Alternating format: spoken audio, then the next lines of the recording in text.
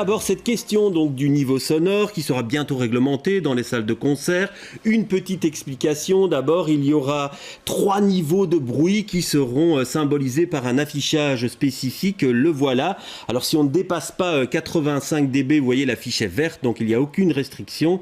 Si on ne dépasse pas 95 dB, il y a une information qui est obligatoire pour le public. Alors, si à 100 dB, là, il y a des mesures qui sont imposées, mises à disposition de protection auditive, et puis aussi la création d'une zone de repos auditif dans les salles de concert. Alors, cette nouvelle législation entrera en application le 21 février. Quand on parle d'exposition au bruit, on parle bien d'exposition moyenne qui est calculée sur une partie du concert. Alors, tout ça vous semble bien compliqué. On va essayer de vous expliquer tout ça.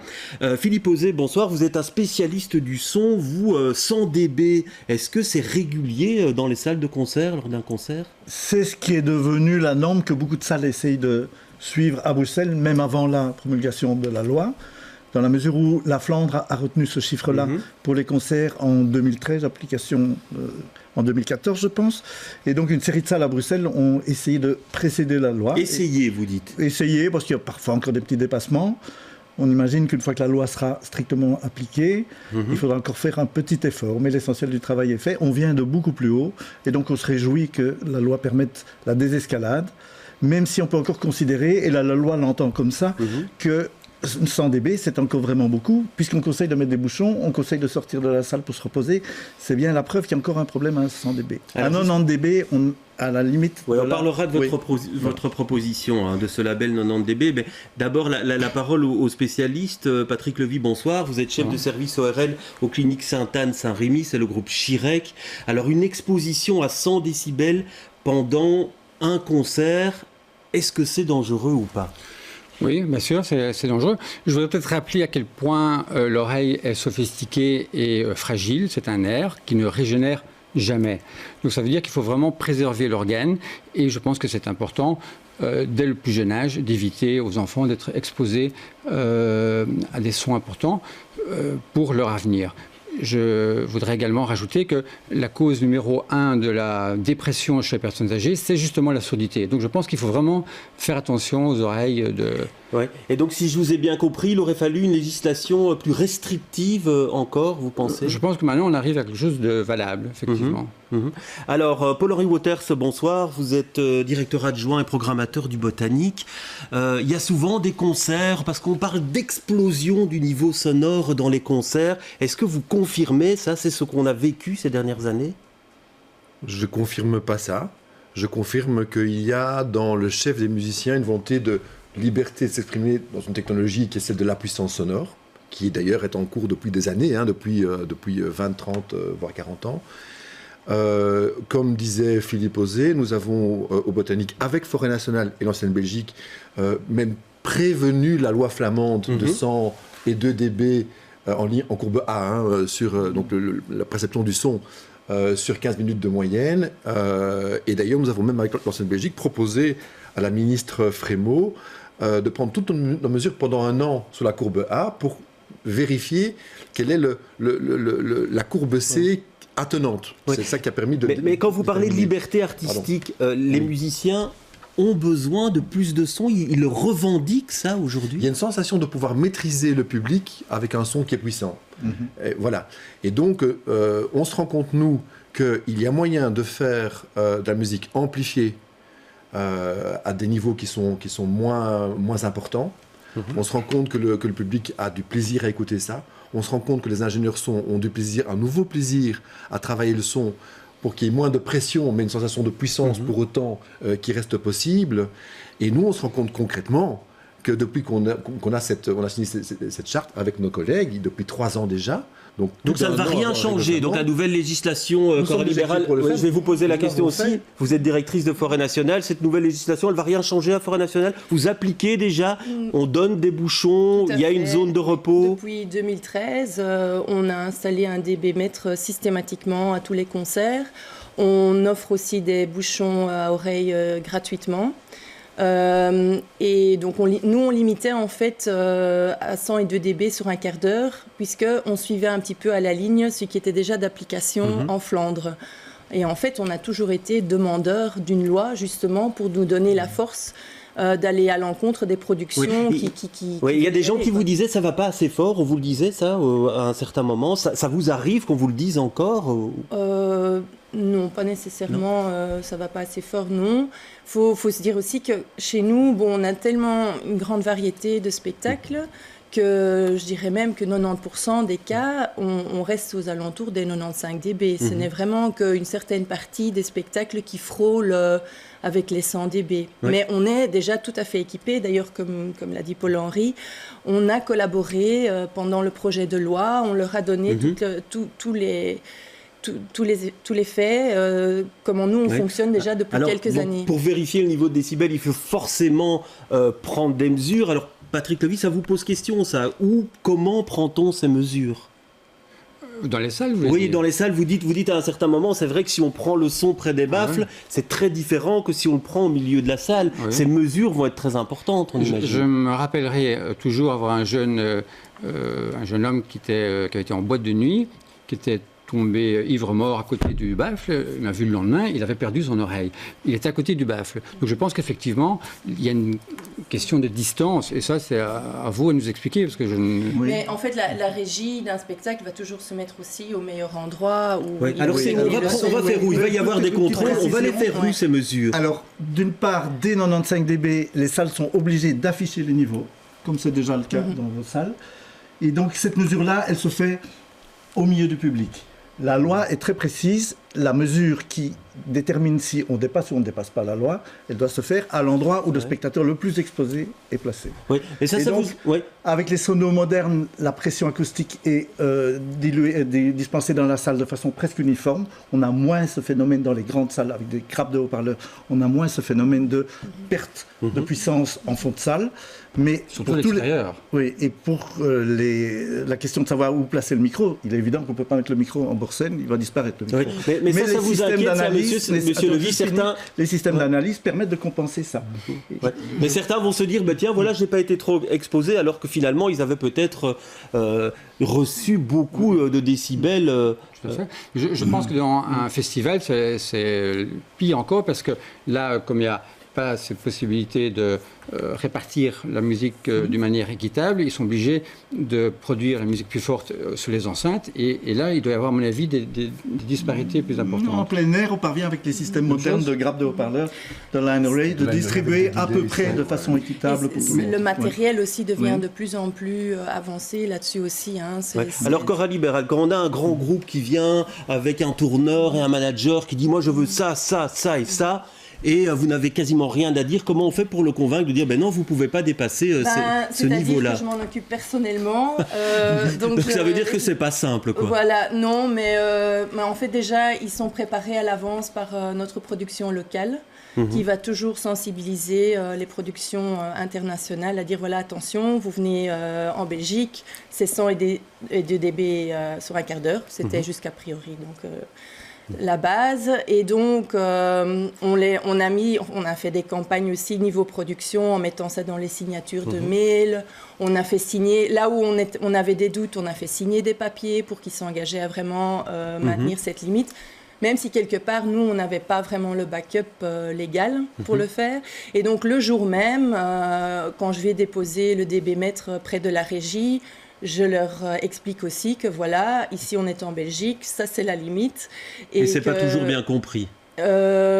Si, je trouve que quand même, depuis les 2 dernières années, de plus en plus, c'est respecté. On a de moins en moins d'infractions. Maintenant, quand on me pose la question, ah oui, mais c'est quoi si je dépasse ? Évidemment... C'est rien, quoi. Là, il devrait y avoir des amendes, normalement. Mais des amendes, quelque part, ils s'en fichent. Puisque après, le lendemain, ils sont partis, ils sont à Amsterdam ou à Paris. Donc, moi, je leur dis donc les amendes, ça ne servira à rien. C'est ça que vous êtes en train de nous dire. Vous aussi, vous confirmez, Paul-Henri Wauters. Parce qu'ici, si on ne respecte pas, il y aura des amendes. C'est prévu, en fait, dans le nouvel arrêté. Ce que dit Coralie, je confirme. On fait exactement la même chose que vous, parce que c'est la seule manière de pouvoir gérer les choses. Donc, c'est dans les contrats, on explique ça. Moi, je dis au régisseur, l'après-midi, si vous vous rendez compte que le son est un peu trop fort, on s'en parle. pour essayer de prendre choses vraiment en amont. Après, c'est vrai que la loi dit que la personne qui organise est responsable et le groupe qui joue trop fort, quelque part, comme tu dis. Ouais. Alors Patrick Lévy, vous me demandez la parole. Oui, parce que je pense qu'il y a aussi une question d'habituation. Les gens sont de plus en plus habitués à vouloir écouter la musique fort. Moi, j'ai des parents qui arrivent avec leur enfant, qui me disent oui, il doit être sourd parce que quand il dirige lui-même le son de la télévision, ça tonitruit. Et en fait, cet enfant entend bien. Donc je pense que réellement, que ce soit dans les salles de cinéma, etc., les gens sont habitués. Et ce que vous faites est une bonne chose. Si on informe les gens que c'est dangereux et qu'on les habitue progressivement à diminuer, ils auront le même plaisir, finalement, avec un son moindre. Alors, juste une question, parce que pour parler du label 90 décibels, vous, Philippe Auzé, vous dites que c'est la norme de bruit la plus respectueuse pour les concerts de moins de 2 heures. Oui. C'est ce vers quoi vous voulez qu'on aille? C'est-à-dire qu'à ce niveau-là, vous me confirmerez, on a pratiquement l'assurance qu'aucun effet contre-indicatif pour les oreilles, la santé des oreilles ne s'installera au cours des années. Je confirme pourtant que ce ne soit pas trop répété, parce qu'il y a aussi l'usure de l'oreille, même à des intensités inférieures. Les jeunes, dès qu'ils sortent, ils mettent leur baladeur et ils continuent à abîmer l'oreille. Donc effectivement, c'est le maximum en sachant qu'il ne faut pas que ça se répète trop souvent. Juste une question pour les responsables de salle. Ce label 90 dB, c'est jouable selon vous, Chorale Libérale? Pourquoi? Même un concert classique, je dirais, on a eu par exemple Music Show Scotland qui était tout un ensemble de cornemuses, on a eu Casse-Noisette, Aïda, un opéra, on n'arrive pas en dessous des 90 dB. On arrive à largement, même au-delà de 100 dB, quelques instants dans les fortés, mais en musique classique, jamais pendant 1 heure. Oui, jamais. Paul-Henri Waters. Je crois que c'est possible de faire un concert à 90 dB si l'artiste et sa liberté d'expression dit moi je veux faire ce test-là. Nous on l'a fait avec Fugu Mango, on l'a fait avec Mathilde Renaud maintenant. Une discothèque, mais mardi, ils ont voulu montrer qu'ils pouvaient le faire. Si tu vas voir Fugu Mango jouer normalement, ils jouent plus fort. Ils peuvent le faire s'ils veulent, mais c'est dans la liberté de l'artiste. C'est aussi important de voir où met le curseur entre la liberté de création d'expression d'artistes et la santé publique. Oui, pour l'instant, ce label il est décerné à quelle salle de concert? Un paradoxe. On conseille au public de s'équiper de bouchons. On sait que pas mal d'artistes commencent à mettre des bouchons parce que les problèmes de santé arrivent, ils ont des oreilles qui sifflent. Et le sonorisateur, dans beaucoup de cas, fait sa balance en bouchons et pendant le concert a des bouchons. Donc, pratiquement tout le monde a des bouchons. Cherchez l'erreur. Ouais. On va peut-être rappeler les dommages que ça peut causer une exposition trop importante. C'est vraiment dramatique. C'est vraiment dramatique parce que c'est pas seulement une question d'intensité, c'est également une question d'intelligibilité. C'est-à-dire que on abîme la discrimination fréquentielle, donc la capacité de l'oreille de reconnaître un son. Et même si vous mettez un appareil le meilleur qui soit, une fois que la personne est sourde, il ne retrouvera jamais son audition d'antan. Donc je pense que c'est vraiment irréversible, il faut faire attention. Donc ça c'est l'audition, la compréhension, mais vous avez également les acouphènes, et puis les répercussions sur le reste du corps. C'est ce sifflement. Oui, le sifflement. Et puis il y a les répercussions sur le reste du corps, à savoir fatigabilité, irritabilité, diminution de l'apprentissage. Ça peut aller vers l'hypertension artérielle, des troubles du rythme.